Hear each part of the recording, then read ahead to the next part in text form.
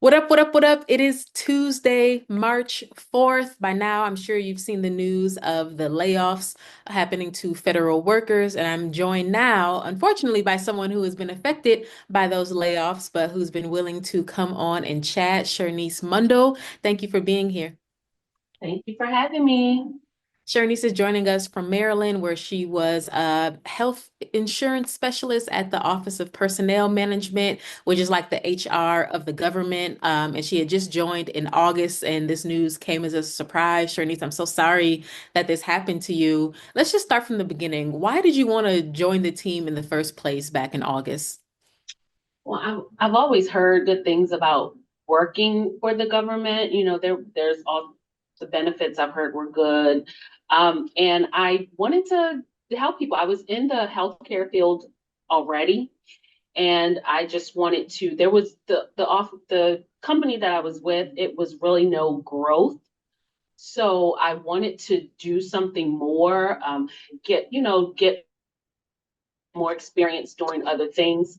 So I saw the opening and I applied for it. And then when I did the interview and spoke with the team, they did say that this was a new department they were starting up, and that there would be plenty of opportunities for me to grow and do different things, learn different skill sets and everything. And it's always good to help serve the public. Hmm. And so, for the 6 months while you were there, how did you think it was going so far? It was going great. The team that I worked with was they were great. I actually, when I started in August, about in September, my supervisor did tell me that there was a new opportunity coming up on the team, and if I wanted to apply for this, she suggested I apply for it. So I Oh. applied. Yeah, I applied for it in September. I interviewed in October, and I was hired. So I started in November. So And that this was a promoted position from your original one? Yes. So when they say we were terminated because of our performance, I'm thinking, well, how could my performance be unsatisfactory if I was referred by my supervisor for another position and Yes. hired for it? So yeah. Yes. And I have more on that. Just really quick Mhm. though. There's some okay, Office of Personnel Management. What is that? People are unclear. So what did your day-to-day look like in this new promoted role since November? This the first role I was in, it was for the disputed claims. We had just started this department. It was basically helping.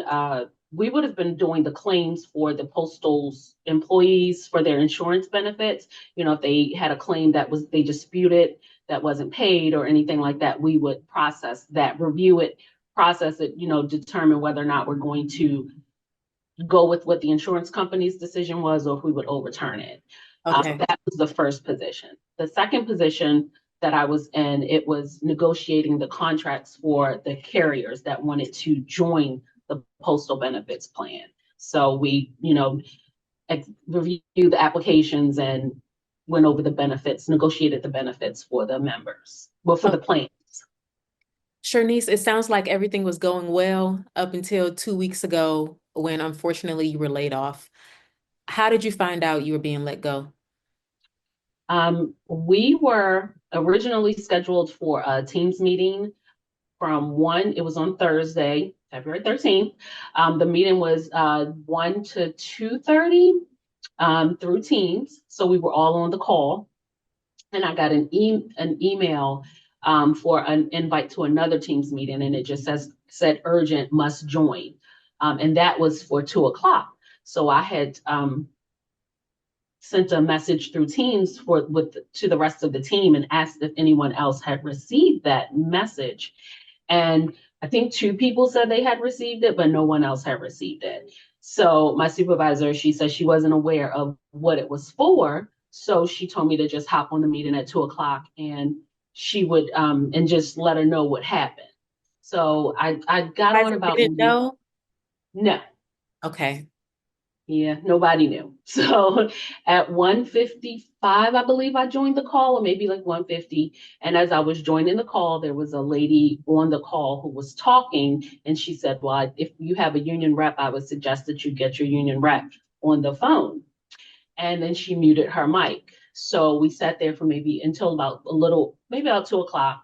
And someone else had said, asked her if she could repeat what she said because there were more people on the call and they probably missed the beginning of what, when she said it the first time. It was maybe about 75, 77 people on the call at this time.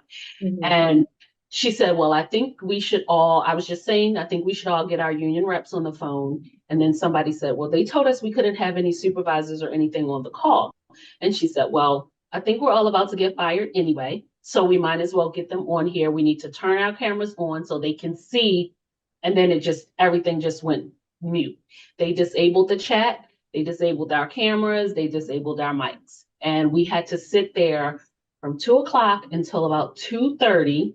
And then at 2:30, we got another invite link. And it said, join this link. So we joined that one. And when I got on there, it was a pre-recorded message, which I'm thinking it was maybe from the acting OPM manager, director right now, because he never introduced himself. I just pulled out my Video camera. only? No, he didn't say anything about who he was. Was it a video message or audio only? Video. He was Okay. on, yeah, it was a video. Okay. And I just pulled out my camera, my phone, started recording it. And he just basically said, as you know, you're all in your probationary period. Um, at, we've reviewed your position. I'm not exactly, these aren't the exact words he said, Sure. but Yeah. yeah, he said, basically at 3 o'clock today, you'll be terminated, because you're in your probationary period. He said, if you are in the office, you have until 3 o'clock to gather up your things, leave all your government equipment at your desk, and exit the building by 3 o'clock and give your PIP card to the officer at the building. And he said, if we were working from home, our access would be terminated at 3 o'clock. And you'll receive a follow-up email regarding your termination. And I can only imagine how you may have felt because my heart is beating fast right now. So in the moment, I can only imagine what you must have been thinking.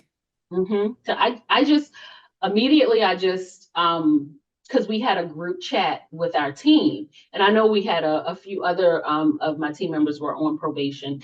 Everybody on the team that I was on before, we had all started at the same time.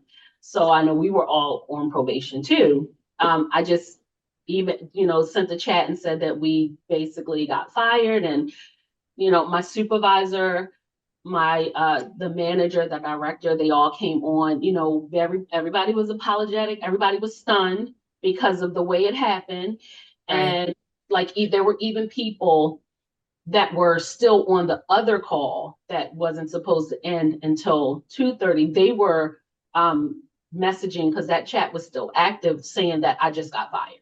And I believe it was somebody who was actually presenting something in the meeting too. So, I mean, it was just shock. And you mentioned there were instructions if you were working in person that day or working from home. Which one were you? I was from home.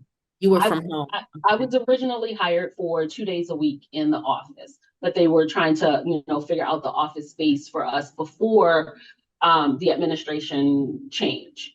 And then once it was the change after January 20th, we received notice that we would actually have to go back into the office today. Today would have been my first day in the office. Oh, oh my goodness. And so this all happened around 2:30. You had until 3 o'clock and your access was uh Terminated, like shut terminated off. at that point. Wow. So you have all this happening. You're now laid off, fired. Which language did they use? I would say it said terminated. I think a layoff is you have the possibility of coming back, but in the letter it says terminated. Okay. Did they offer any severance for any amount of time? No, they didn't send us anything. They just said, in the letter it just basically said why you were fired, due to your performance. Um, and we didn't get any. I know when I tried to file for unemployment, we have certain paperwork that we have to submit with the filing of it, and we didn't get that. So we didn't have, and we needed our pay stubs, which once 3 o'clock came, I no longer had access to the system. I never sent myself my pay stubs because I never had, thought I would need to do that.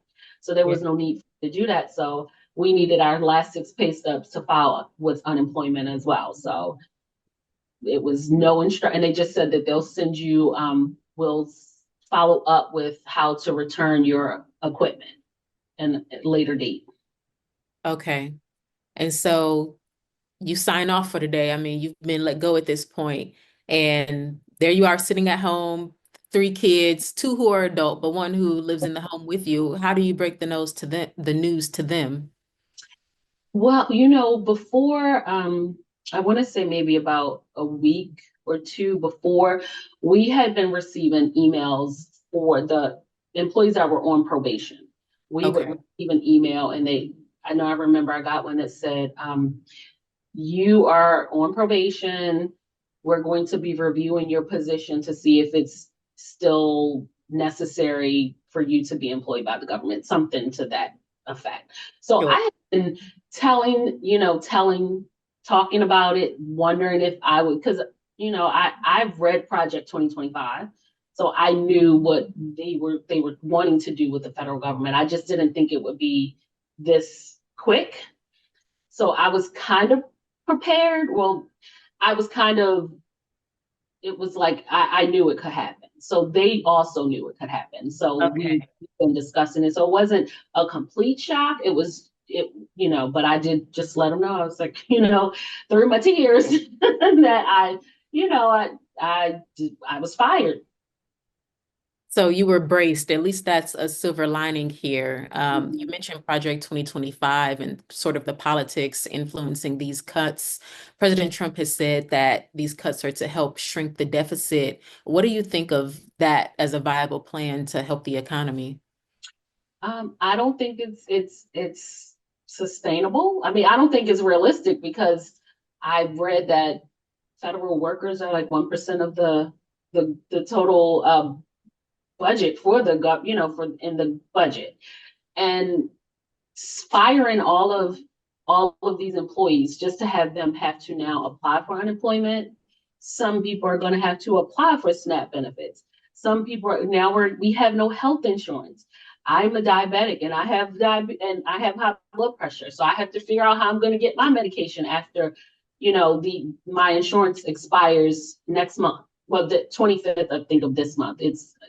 I'll no longer be insured. So I'm probably going to have to apply for Medicaid. So, and if I don't have a job by then, so you're taking people that are contributing to the society. We're keeping the economy going by paying, buying things, but now we're not going to have any money to do that because my unemployment is barely going to pay. It's just going to cover my mortgage.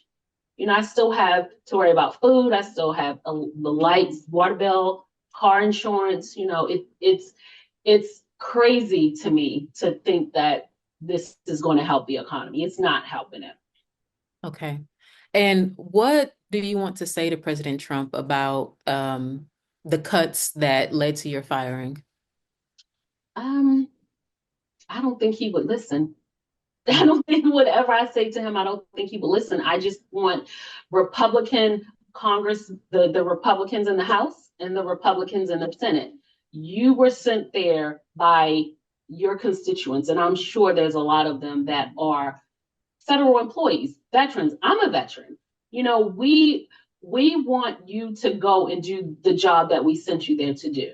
Like you can't be afraid because you think you're going to be primary if you do what the people are telling you to do. If they stand up and fight against what he's doing, then he's not going to have a choice but to retreat and go back to fix it or go do things differently going forward. Like I may never get my job back, but there's still more people that are still on probation, and he's trying to do the riff. Like if they stand up and do their job, I think we can try to right what's been happening this past month. Yeah. Thousands of federal employees have been fired or laid off. A good chunk of them are Black. And I saw you talked earlier about sort of the Black middle class being built up by having federal jobs. What does that history mean to you in this moment as you experience this firing? It's just kind of sad that it's kind of history where what they say history doesn't repeat itself, it rhymes. So we have done so much as Black people to help build this United States, and we're still not treated with the respect, or we just want to be treated equal. This is really going to devastate. This is going to decimate the middle class, the Black middle class. And I just want people to just understand that we don't want to rule over anybody. We just want to live our lives and take care of our families and go on a couple vacations, go to a Beyonce concert here and there. We just want to Hey, listen.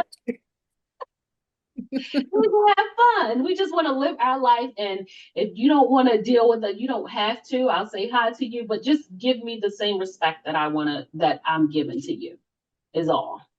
Yeah, yeah. So Shernice, we talked about sort of the big picture and the scale of it, and I had one more question as far as how many others were laid off that day in that meeting. Mm-hmm. Um, I know from my team, I'm still in touch with, I want to say it's maybe about 7 people that I am still, in touch with maybe daily or every other day Okay, that, you know, okay. And those seven were laid off or still on the team? they were laid off. Okay, of a team of how many total? Okay, the first team I was on, it was 6. It was 6 of them. And I Okay, know or 7 of them. I know of the 7, I believe 5 of them were all fired that day. wow. Okay, And on the team that the team that I was on, I want to say it was maybe 11 of us, and maybe 5 or 6 of us were terminated. okay. All right. And the other thing I don't quite understand is how are you still considered a probationary employee when you have been promoted into a new position? Well, once you go into the government, the first year to 2 years can be considered probationary when you start. And even like there's some people that have been in a position they've been with the government for 20 years and they just got promoted to another position. Their probationary period starts over Mm, sometimes. So there's some people that were fired and have been in the government for 20, 30 years. wow.